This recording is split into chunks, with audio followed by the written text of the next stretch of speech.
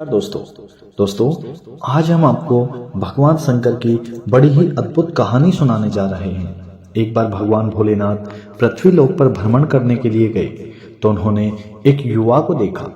वह ईश्वर को दोष देता जा रहा था। वह अपने जीवन से निराश था, दुखी था। तब भगवान शंकर बौद्ध भिक्षु का रूप धारण करके उस युवा को असली दुख के बारे में ज्ञान देते हैं। तो चलिए इस कहानी के माध्यम से समझते हैं कि असली दुख क्या होता है। अगर आप यह कहानी सुन रहे हैं तो पूरा सुनिए। इस कहानी को आधा अधूरा छोड़कर जाने की गलती मत करिए, क्योंकि इस पवित्र कथा को पूरा सुनने से मन चाहे फल की प्राप्ति होती है। इसलिए इस कथा को पूरा सुने, भोलेनाथ का अनादर ना करें। सुख और दुख एक ही सिक्के के दो पहलू होते हैं। यह बात आपने सुनी ही होगी। सुख और दुख हमारे जीवन में लगातार आते जाते रहते हैं और हमें लगता है कि हमारे जीवन में हजारों दुख हैं, हजारों समस्याएं हैं। लेकिन अगर आप वास्तविक तौर पर देखें तो आप इस बात को और अच्छे से समझ पाएंगे कि हमारे जीवन में एक ही दुख होता है। हमारे जीवन में असली दुख क्या है वह हम इस कहानी के माध्यम से जानेंगे, और उस दुख का निवारण और समाधान क्या है वह भी हम इस कहानी से समझेंगे। आप इस कहानी के अंत तक जरूर बने रहिए। एक समय की बात है, एक गांव में एक व्यक्ति रहता था। उसका नाम सोनू था। वह बड़ा ही आलसी था और अपने जीवन से बहुत निराश था। उसका कारण यह था कि उसने अब तक अपने जीवन में कुछ भी हासिल नहीं किया था। वह कुछ काम भी नहीं करता था। उसके घर वाले भी इस बात से बहुत परेशान रहते थे। वे चाहते थे कि वह बाहर जाकर कुछ अच्छा काम करे, नौकरी कर ले, लेकिन वह किसी की नहीं सुनता था। उसके घर वाले दूसरों का उदाहरण देकर उसे ताने भी मारते थे, उसे तरह तरह की बातें कहते, लेकिन उसे कोई फर्क नहीं पड़ता था। जबकि उसके सारे मित्र कामयाब हो चुके थे। कोई अच्छा व्यापार कर रहा था तो कोई अच्छी नौकरी कर रहा था, जिसके कारण जब भी वह लोगों से मिलता तो अपनी बढ़ चढ़ करके बड़ाई किया करता।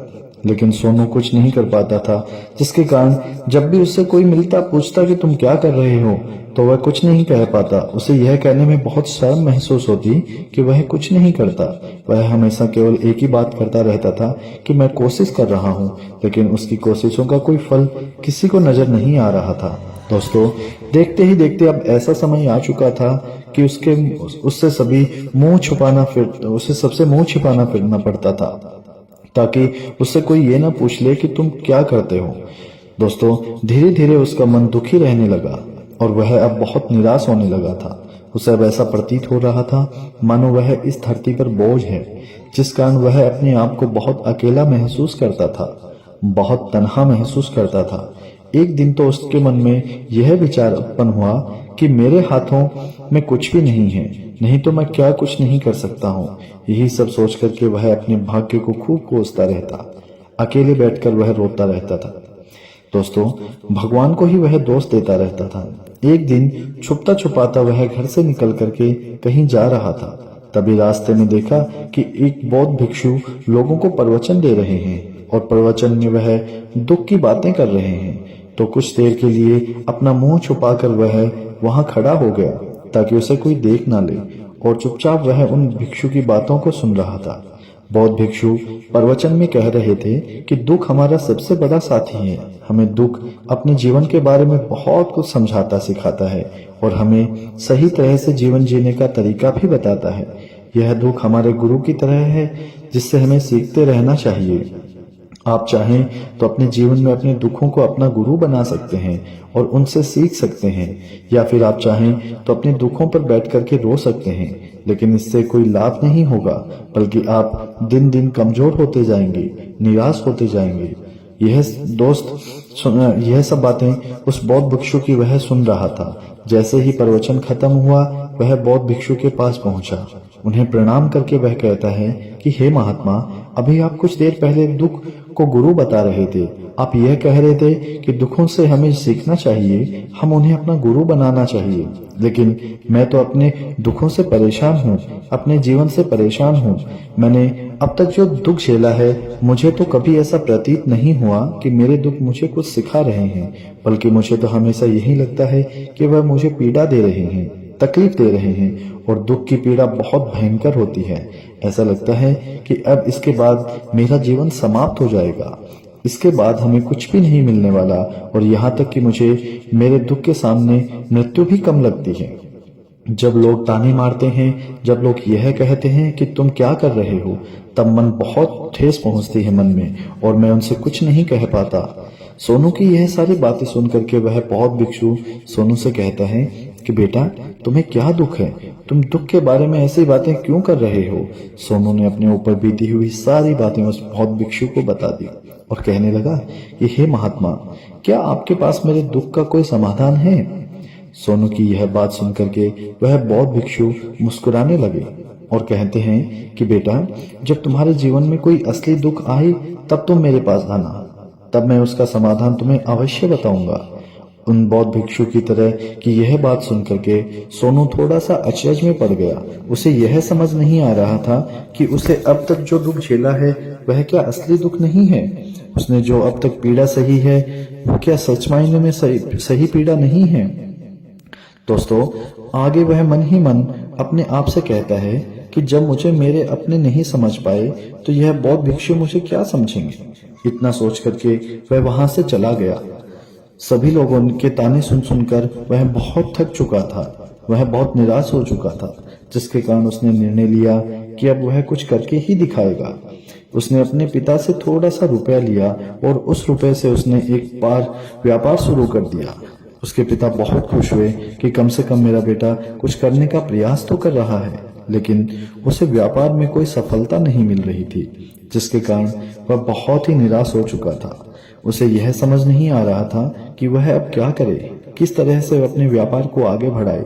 तभी उसके पिता ने उससे कहा कि बेटा कोई बात नहीं, इसी तरह से प्रयास करते रहो, आज नहीं तो कल सफलता तुम्हें अवश्य मिलेगी।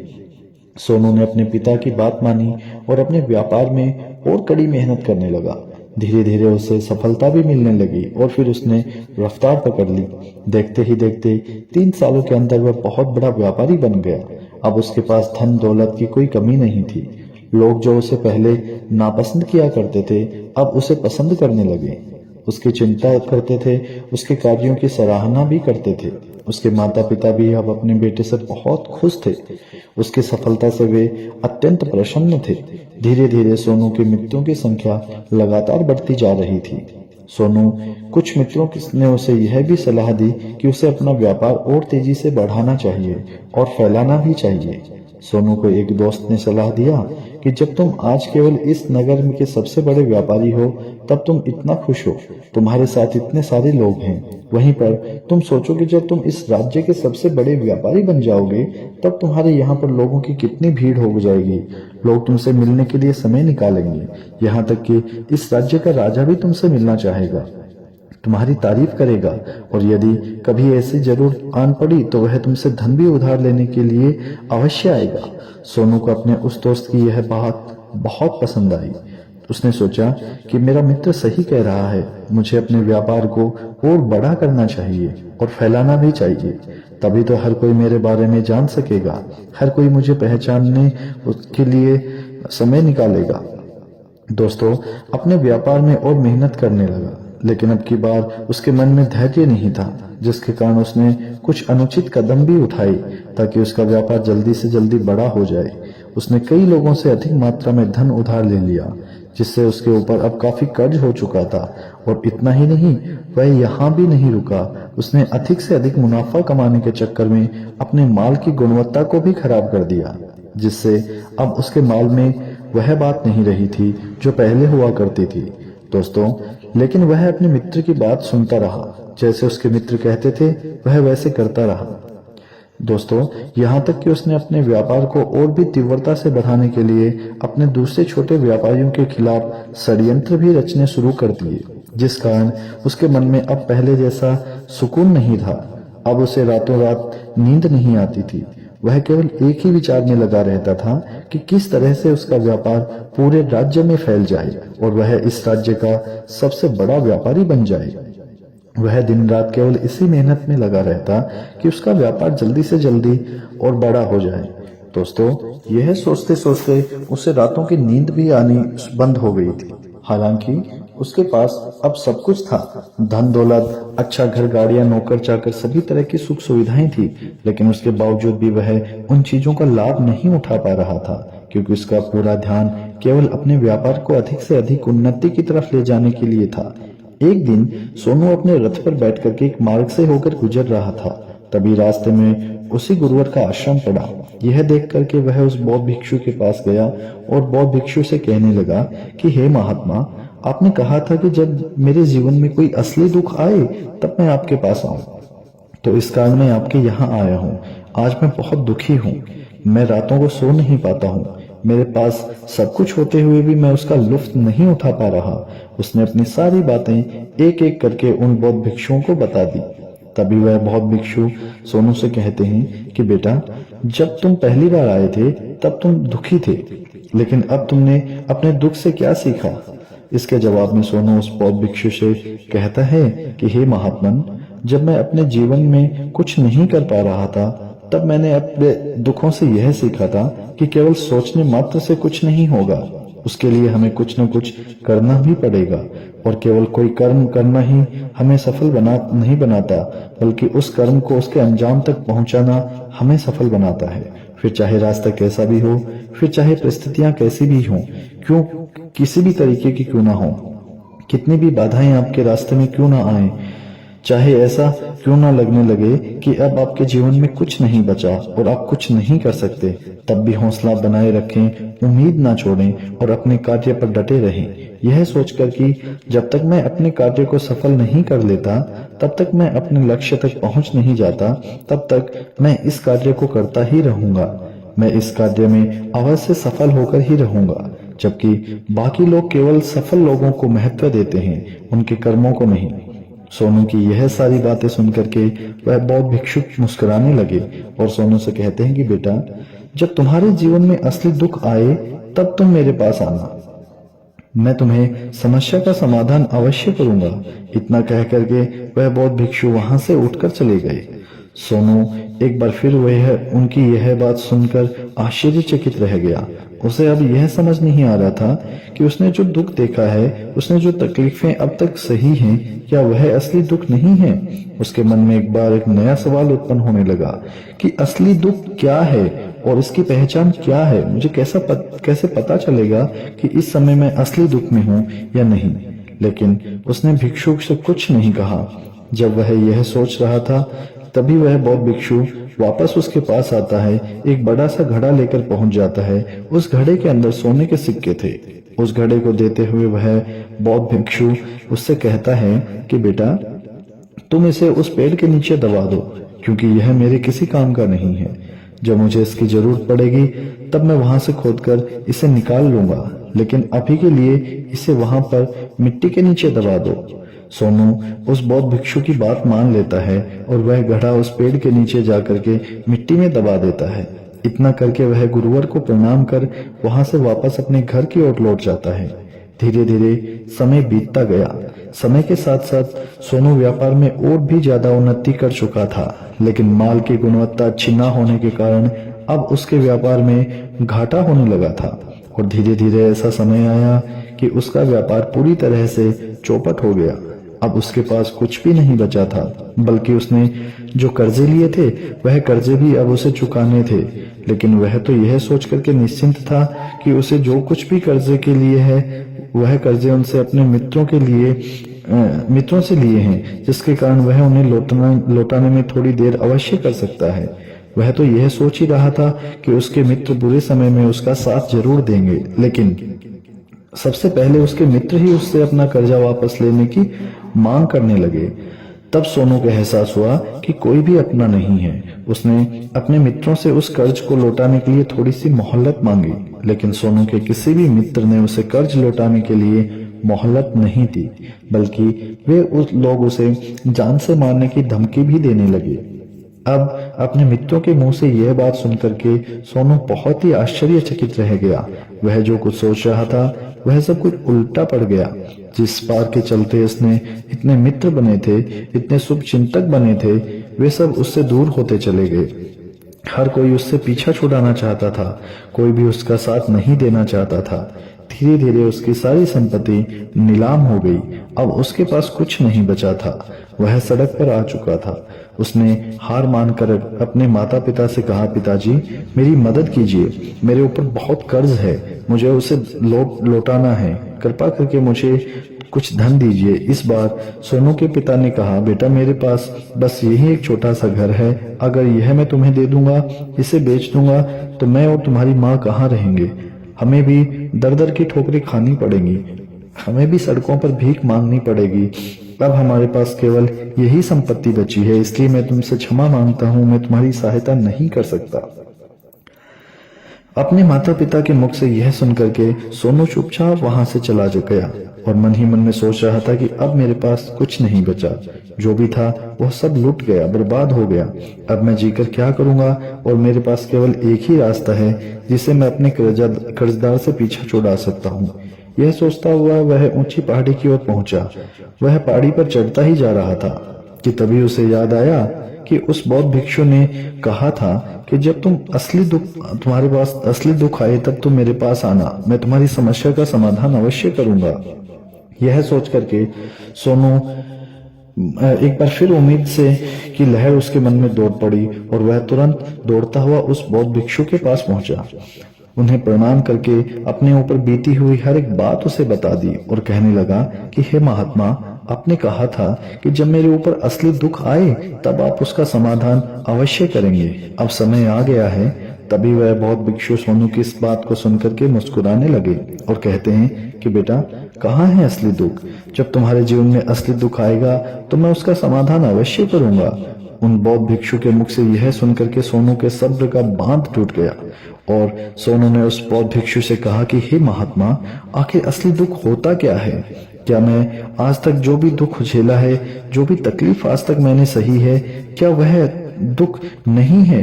क्या इसे दुख नहीं कह सकते?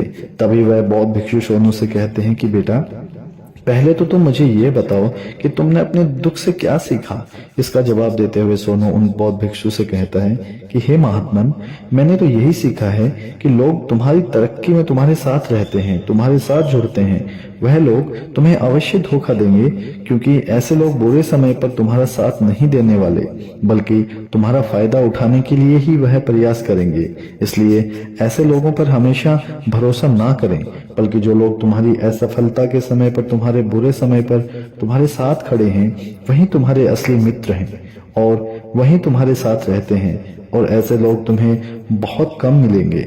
जिन्हें भी ऐसे लोग मिलते हैं उन्हें हमेशा उनकी कद्र करनी चाहिए। दोस्तों, आगे सोनू उन बौद्ध भिक्षु से कहता है कि जब तुम कोई कार्य कर रहे हो तो उसे पूरी ईमानदारी से करो, धैर्य से करो, लालच नहीं करो और अपने लक्ष्य तक पहुंचने के लिए किसी से भी कोई षड्यंत्र ना रचो, क्योंकि ऐसा करने से तुम्हारे साथ ही बुरा होगा और तुम ही हमेशा नुकसान में रहोगे। सोनू की यह सारी बात सुनकर के बौद्ध भिक्षु उस पेड़ के पास पहुंचे। उन्होंने गड्ढा खोदा और वह घड़ा निकाल करके उसे दे दिया, दोस्तों, जिसमें सोने के सिक्के भरे हुए थे। वह घड़ा सोनू के हाथ में थमाते हुए उस बौद्ध भिक्षु ने कहा, लो इसे पकड़ो और जब तुम्हारे जीवन में असली दुख आए तब तुम मेरे पास आना, मैं उसका समाधान अवश्य निकाल करके दूंगा। अब सोनू अब बड़ी ही अचरज में था। उसे समझ नहीं आ रहा था आखिर यह असली दुख होता क्या है, लेकिन उसने अपने हाथ में उस घड़े को देखा जिसके अंदर सोने के सिक्के थे। यह देख करके उसे मन ही मन यह सोचने लगा कि चलो अब तो थोड़ी सी राहत अवश्य हो जाएगी, मैं अपने मित्र का वह कर्जा लौटा सकूंगा और एक नया व्यापार भी फिर से आरंभ कर सकूंगा। फिर उसने उन बौद्ध भिक्षुओं को प्रणाम करके उनको धन्यवाद किया और वहां से चल पड़ा। सोनू ने उस सोने के सिक्के से सभी का कर्जा लौटा दिया और अपने लिए एक बार फिर से नया व्यापार शुरू किया। व्यापार छोटा था, लेकिन अब की बार सोनू बहुत खुश था।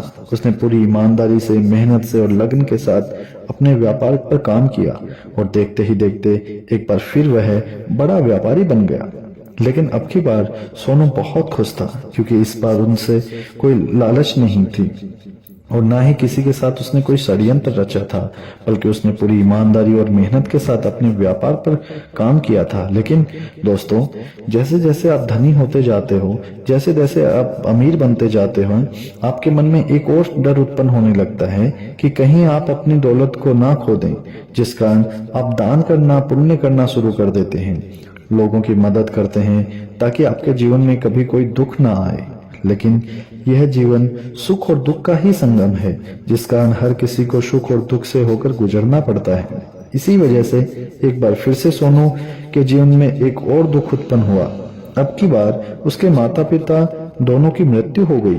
सोनू अपने माता पिता से बहुत प्रेम करता था, जिसके कारण उसके मन को बहुत गहरा आघात पहुंचा। जब आखिरी बार वह उन्हें देख रहा था तो उनके मन में हजार सवाल उत्पन्न होने लगे। वह अपने घर लौटा और घर लौटकर उसने देखा कि जिस संपत्ति के लिए वह हमेशा चिंतित रहता था, आज उसकी देखभाल के लिए कोई नहीं था। उसके माता पिता ने जो भी मेहनत की थी, जो भी अपने जीवन में इकट्ठा किया, वह सब यहीं धरा रह गया। लेकिन अब सब कुछ खत्म हो चुका था और सोनू का मन अब बहुत बेचैन हो गया था। उसके मन में हजारों सवाल उत्पन्न हो रहे थे और वह अपने आप को अकेला महसूस कर रहा था। उसे बहुत खालीपन सा महसूस हो रहा था। उसे समझ नहीं आ रहा था कि वह अब क्या करे। तभी उसे एक बौद्ध भिक्षु की याद आई। वे तुरंत ही भागा भागा उस बौद्ध भिक्षु के पास पहुंचा। उसे देखते ही उस बौद्ध भिक्षु ने सोनू से सवाल किया और कहा कि क्या बात है बेटा, आज कोई फिर से परेशानी में पड़े हो। तभी सोनू ने कहा, नहीं गुरुदेव, अब तो सब ठीक है, लेकिन मेरे माता पिता की मृत्यु हो चुकी है और मैं बहुत अकेला और खालीपन सा मैं बहुत दुखी महसूस कर रहा हूँ। तभी वह बौद्ध भिक्षु सोनू से कहते हैं कि बेटा, इसमें दुखी होने वाली क्या बात है, यह तो जीवन है, एक दिन तो सभी को जाना है। यहाँ पर कोई नहीं रहने आया और ना ही कोई रह सकता है। हम सब एक न एक दिन मृत्यु को प्राप्त हो ही जाएंगे और मृत्यु कब आएगी यह किसी को पता भी नहीं चल पाएगा। दोस्तों, वो कहते हैं कि तुम्हारी मृत्यु कल ही हो जाए या फिर आज और अभी। यह सुनकर के सोनू आश्चर्यचकित रह जाता है। उसने उस बौद्ध भिक्षु से कहा कि महाराज, आप यह कह रहे हैं तो मैं अभी तो मैं जवान हूँ और मुझे तो अभी पूरी उम्र जीना है। मैं तो जीना चाहता हूँ, कुछ करना चाहता हूँ, और आप कह रहे हैं कि कभी भी मृत्यु को प्राप्त हो सकता हूँ। इस प्रकार वह बौद्ध भिक्षु सोनू से कहते हैं कि बेटा, इस भ्रम में मत रहना कि मृत्यु केवल बूढ़े लोगों को ही आती है। बूढ़ों के सामने तो उनके जवान बच्चे तक मर जाते हैं। मृत्यु ना उम्र देखती है और ना कद देखती है। उन बौद्ध भिक्षु के मुख से यह सारी बातें सुनकर के सोनू और भी ज्यादा बेचैन हो गया और वह चुपचाप वहां से चला गया। उसके मन में वह खालीपन अब भी वैसे ही था। वह अब अपने आप को बहुत अकेला महसूस करता था। उसके बाद से उसका मन अपने व्यापार में भी नहीं लगता था। जब भी वह कोई कार्य करता तो उसके मन में ढेर सारे प्रश्न उठने लगते कि वह क्या कर रहा है, क्यों कर रहा है और उसने इस कार्य को क्यों शुरू किया। उसके मन में अब एक और प्रश्न उत्पन्न होने लगा था कि क्या हम यहाँ पर केवल इसलिए आते हैं कि इस जीवन को भोगें और एक दिन मृत्यु को प्राप्त हो जाएं। वह यह समझ नहीं पा रहा था कि जीवन का असली मतलब क्या है। उसने कई विद्वानों से पूछा, अपनी तरफ से जो मुमकिन हो सकता था खोजबीन की, लेकिन उसे कोई भी जवाब नहीं मिल पा रहा था। और उसे कोई जवाब नहीं मिला तो उसका दुख और भी बढ़ता गया, जिस कारण उसके मन की बेचैनी और भी बढ़ चुकी थी और उसे यह समझ नहीं आ रहा था कि वह अब क्या करे, कहाँ जाए, किससे पूछे। तभी उसे फिर उस बौद्ध भिक्षु की याद आती है। वह एक बार फिर उस बौद्ध भिक्षु के पास पहुंचता है और अपने मन की सारी बातें गुरुवर को बताता है। तब वह बौद्ध भिक्षु मुस्कुराने लगते हैं और सोनू से कहते हैं कि बेटा, आज पहली बार तुम्हारे जीवन में असली दुख उत्पन्न हुआ है। वास्तव में तो यही है जिसे हम दुख कह सकते हैं, जो दुख कहलाने लायक है कि हमें पता ही नहीं हम क्या कर रहे हैं, कहाँ जा रहे हैं, क्यों जा रहे हैं, वह कौन है, क्या है, क्यों है, क्या हम करना चाहते हैं। तभी सोनू कहता कि हे महात्मन, मेरे इस दुख का समाधान कीजिए, मुझे इस दुख का निवारण दीजिए। तभी वह बौद्ध भिक्षु सोनू से कहते हैं कि हम सबके अंदर क्रोध, लालच, अहंकार जैसी कई वासनाएं हमारे अंदर घेर करके बैठी हैं, जिस कारण हम अपने जीवन को टुकड़ों में जीते हैं। और हमारी चेतना कभी एक नहीं हो पाती। हम कभी एक जगह सोच नहीं समझ नहीं पाते और हमारी ऊर्जा शक्ति भी पूरी तरह से छिन्न भिन्न हो जाती है। आजकल के इस दौर में हमारे पास जो इतना भी समय नहीं है कि हम एक पल निकाल करके एक पल के लिए अपने आप को देख सकें, अपने आप को समझ सकें, जीवन का सही अर्थ समझ सकें। वास्तविकता में हर कोई यहाँ पर अपने जीवन भर केवल दुख दुख कहकर चिल्लाता रहता है, उसका समाधान निकालने का हर मुमकिन प्रयास करता है, लेकिन जिसे हम दुख समझते हैं वह तो दुख है ही नहीं, तो इसका समाधान आपको कहाँ से मिलेगा? यह तो परिस्थितियां हैं जिसके कारण हम अपने आप को दुखी समझते हैं, हम अपने आप को तकलीफ में समझते हैं। जैसे ही हम एक परिस्थिति से निकलते हैं और फिर किसी दूसरी परिस्थिति में फंस कर रह जाते हैं, जिस प्रकार हम पहली समस्या का सामना करते हैं उसी प्रकार हम दूसरी समस्या का भी सामना कर सकते हैं। और जब हम इन परिस्थितियों से हार मान लेते हैं तब हमें लगता है कि अब कोई रास्ता नहीं बचा। तब हमारे सामने हमें केवल एक ही रास्ता नजर आता है, वह है मृत्यु। लेकिन यह कोई समाधान नहीं है, यह कोई रास्ता नहीं है। इसलिए यदि आप सचमुच में अपनी समस्याओं का समाधान चाहते हैं तो आप अपने आप को एक ही बार में समझने का प्रयास कीजिए, अपने जीवन उद्देश्य और अर्थ समझने का प्रयास कीजिए। तभी सोनू उस बौद्ध भिक्षु से कहता है कि हे महाराज, तो क्या हमें इस जीवन को नहीं जीना चाहिए? क्या हमें अपनी इच्छाओं को नहीं पूरा करना चाहिए?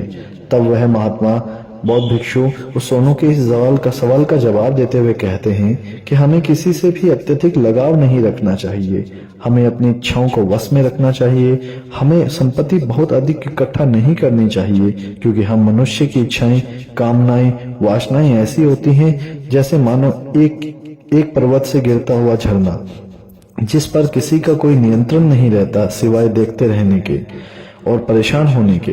लेकिन जब तुम अपने जीवन का अर्थ समझने लगते हो तब तुम अपने आप को पहचान जाते हो और समझ जाते हो, तब तुम अपने इस जीवन पर नियंत्रण पा सकते हो। तब तुम्हारी सारी इच्छाएं, कामनाएं, वासनाएं स्वयं पूरी हो जाती हैं और तुम्हारे वश में होती हैं, और फिर तुम चाहो तो उनको नियंत्रण में ला सकते हो। दोस्तों, गुरुदेव की यह सारी बातें सुनकर के वह गुरुदेव से कहता है कि हे महाराज, आपका बहुत बहुत धन्यवाद, आपने मेरी सबसे बड़ी समस्या का समाधान आज कर दिया। मैं आज से अपने जीवन को एक नई ऊर्जा के साथ आरंभ करूंगा और अपने जीवन की ऊर्जा शक्ति को सही कार्य में लगाऊंगा। दोस्तों, मानव शरीर में बहुत ऊर्जा है, बहुत शक्ति है, पर वह बेकार के कामों में लग जाती है, जिसके कारण हमारा जीवन भी बेकार हो जाता है और हम कभी भी इस पर अपना ध्यान नहीं देते। हम कभी भी अपनी ऊर्जा को केंद्रित नहीं करते। अपने जीवन का वास्तव में क्या अर्थ है यह हम समझने का प्रयास नहीं करते हैं।